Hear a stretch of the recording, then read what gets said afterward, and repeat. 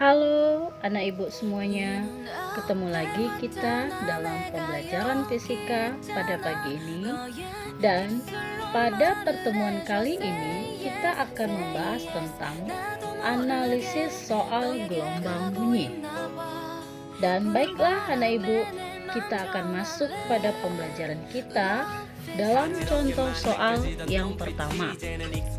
Resonansi pertama sebuah tabung kolom udara terjadi saat panjang tabung 15 cm. Tentukan, ada banyak pertanyaannya di sini. Yang A, panjang gelombang bunyi. B, panjang kolom udara saat terjadi resonansi kedua. C, panjang kolom udara saat terjadi resonansi ketiga.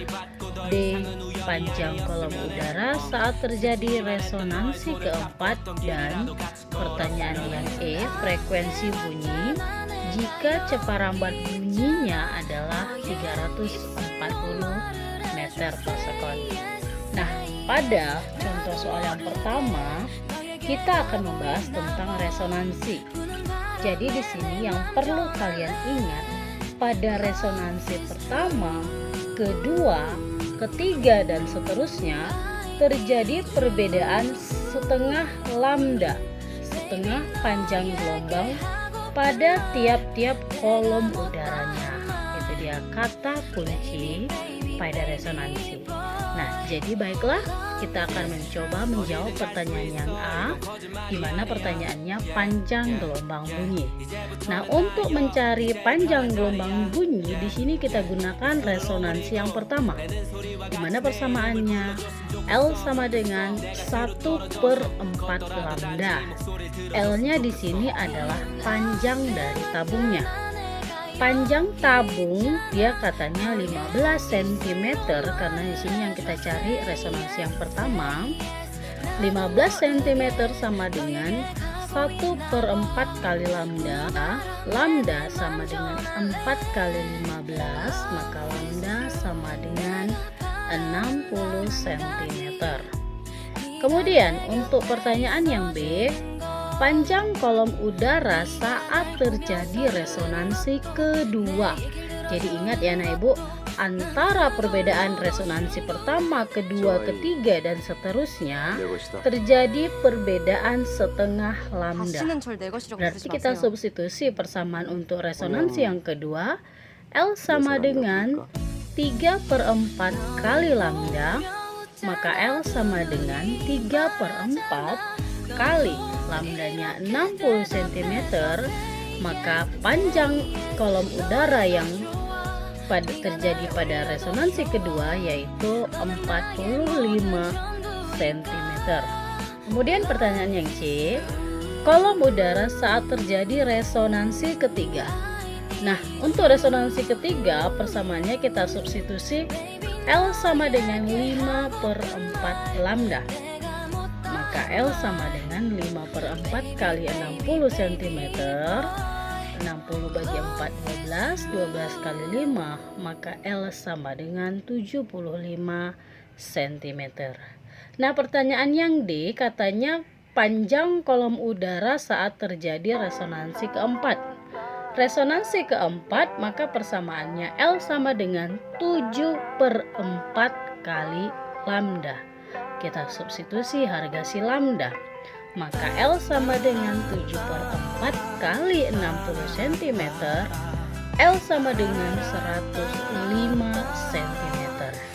Kemudian untuk pertanyaan yang E, pertanyaannya frekuensi bunyi jika cepat rambat bunyinya adalah 340 meter per sekon. Karena di sini katanya cepat rambatnya dalam meter per sekon, maka lambdanya kita ubah supaya bisa diselesaikan. Tadi katanya lambda sama dengan 60 cm, maka dia setara dengan 0,6 meter. P-nya ada 340, maka frekuensi bisa dicari. Dari P sama dengan lambda kali F, maka F sama dengan P per lambda. P-nya 340 meter per sekon per 0,6 meter, maka frekuensi sama dengan 566,6 Hz atau kita bulatkan menjadi 567 Hz. Kemudian kita masuk ke contoh soal yang kedua, yaitu tentukan besarnya sudut datang dari diagram sinar berikut. Nah, kalau kita perhatikan gambar diagram sinarnya, di sini kita bicara tentang pemantulan bunyi. Nah, pada pemantulan bunyi yang perlu kamu ingat adalah bunyi hukum pemantulannya. Ada berapa? Ya, ada 2. Yang pertama katanya, sinar datang, sinar pantul garis normal berada pada satu bidang datar. Kemudian yang kedua, sudut datang sama dengan sudut pantul. Besarnya sudut datang sama dengan besarnya sudut pantul atau R sama dengan I. Nah, jadi kalau dari pernyataan pemantulan bunyi, maka bisa kita selesaikan ya. Kita perhatikan diagramnya. Dari diagram gambar dapatlah kita peroleh bahwa I tambah R sama dengan 120. Karena I tambah R sama dengan 120, berarti di mana R sama dengan I, berarti R tambah R, kita ubah I-nya menjadi R, maka R tambah R sama dengan 120, R tambah R 2R, 2R sama dengan 120, maka R sama dengan 120 derajat bagi 2 sama dengan 60 derajat. Itu dia ya. Atau untuk lebih paham lagi, di sini ada Ibu kasih lagi contoh yang agak sedikit berpikir tapi tidak sulit ya. Nah, seberkas sinar mengenai bidang pantul A dengan sudut datang 60 derajat.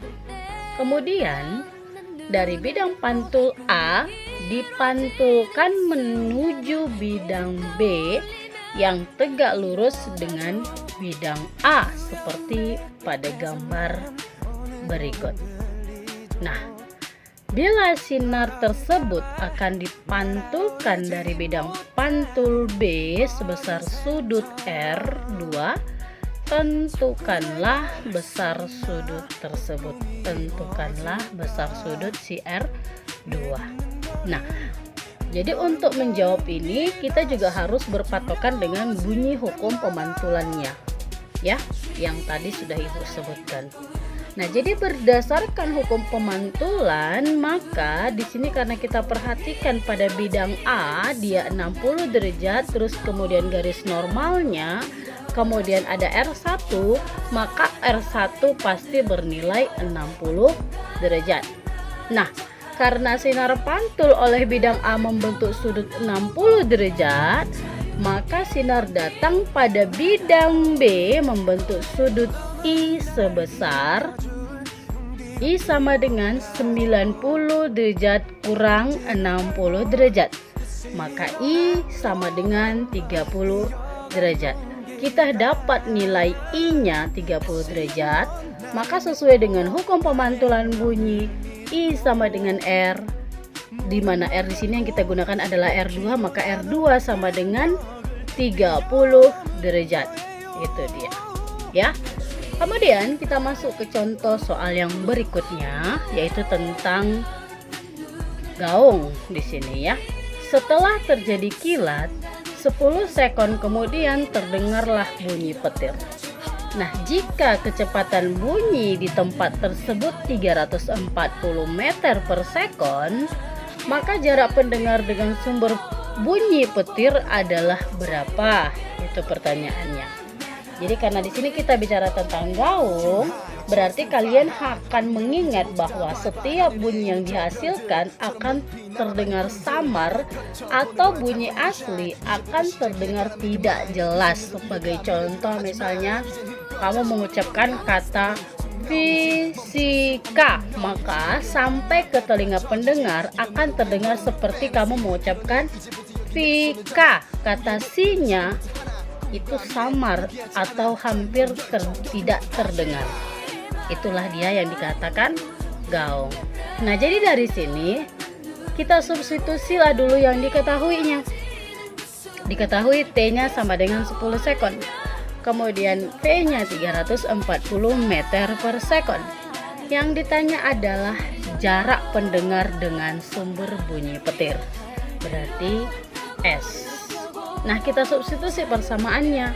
P sama dengan S per T, di mana S sama dengan V kali T, maka S sama dengan 340 meter per sekon kali 10 sekon, maka S sama dengan 3.400 meter. Itu dia ya. Kemudian untuk contoh soal yang berikutnya yaitu tentang gema. Pertanyaannya, seorang anak berteriak dengan keras di antara dua tebing tinggi. Beberapa saat kemudian orang tersebut mendengar dua bunyi pantul. Pertama setelah 3 sekon dan berikutnya setelah 4 sekon dari ia berteriak. Nah, cepat rambak bunyi di udara saat itu 340 meter per sekon. Hitunglah jarak antara dua tebing tersebut. Nah, di sini tadi Ibu katakan kita bicara pada soal yang berkaitan dengan gema. Bicara tentang gema akan muncullah pasti di ingatan kalian bahwa bunyi yang dihasilkan oleh gema akan terdengar jelas setelah bunyi asli. Karena apa? Karena hal tersebut disebabkan oleh jarak dinding pantul dan sumber bunyi yang relatif jauh. Itu dia. Baiklah, kita coba dulu substitusi yang diketahui berdasarkan pertanyaan.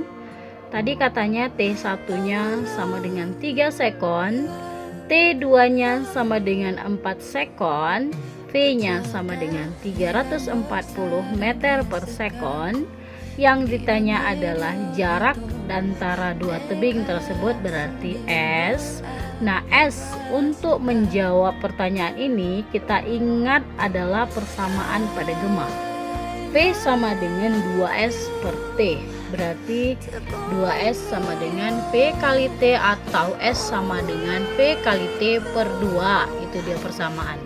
Karena ada dua waktu yang digunakan, maka persamaannya adalah S sama dengan S1 tambah S2. Kita substitusi harga S1 dan S2. V kali T1 per 2 tambah V kali T2 per 2. Kita substitusi harganya. V sama dengan 340 meter per sekon kali T1 nya 3 sekon per 2 tambah 340 meter per sekon kali 4 sekon per 2. Maka S sama dengan 510 meter tambah 680 meter. S sama dengan 1190 meter. Itu dia. Kemudian kita masuk lagi ke contoh soal yang terakhir yaitu tentang kedalaman laut. Sebuah kapal memancarkan gelombang ultrasonik ke dasar laut untuk mengukur kedalaman laut. Nah, pantulan gelombang tersebut diterima oleh detektor di kapal 12 sekon kemudian. Jika kecepatan gelombang ultrasonik di dalam air adalah 1200 meter per sekon, maka dapat disimpulkan kedalaman laut tersebut adalah titik-titik. Nah, untuk kedalaman laut sama halnya dengan gema, karena semakin jauh kita ke dasar laut, maka suara yang kita dengar dari permukaan akan semakin jelas.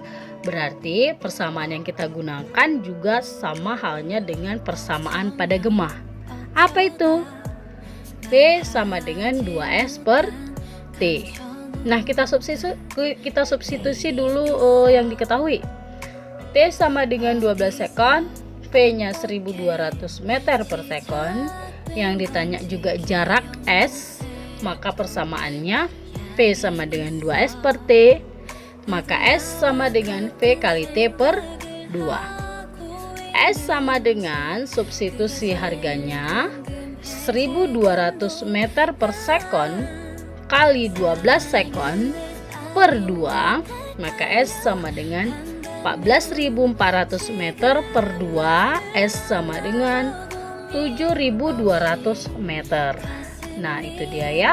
Nah, baik anak ibu harapkan kamu bisa memahami, karena untuk masing-masing submaterinya ibu kasih contoh perwakilan soalnya untuk masing-masing submaterinya. Ibu harapkan kamu pahami, kamu pelajari. Nah, untuk lebih paham lagi, di sini ada ibu lampirkan juga latihan kamu di rumah dalam buku Mandiri IPA halaman 172, 173 dan 174 pada nomor 19, 21, 26, 32 dan nomor 33. Jadi hanya nomor yang ibu tandai saja, ya. Baiklah anak ibu, demikian saja pertemuan kita pada hari ini.